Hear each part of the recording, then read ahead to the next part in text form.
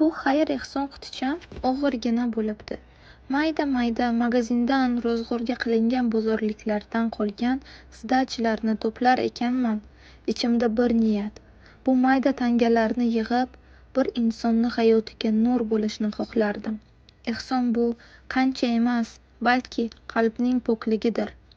Mayda pul ham biror qalbga taskin bo'lishidir. Har birimizda kichik imkoniyatlar bor.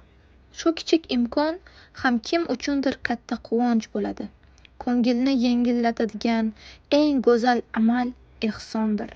Hech kim bilmasa ham Alloh biladi. Qur'oni Karimda shunday deyilgan: sadaqa beruvchi erkak va ayollar Allohga go'zal qarz bergan bo'ladilar. Alloh esa u qarzni ko'paytirib qaytarur.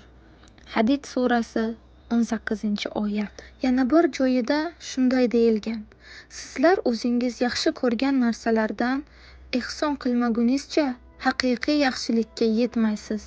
Oli Imron surasi 92-oyat.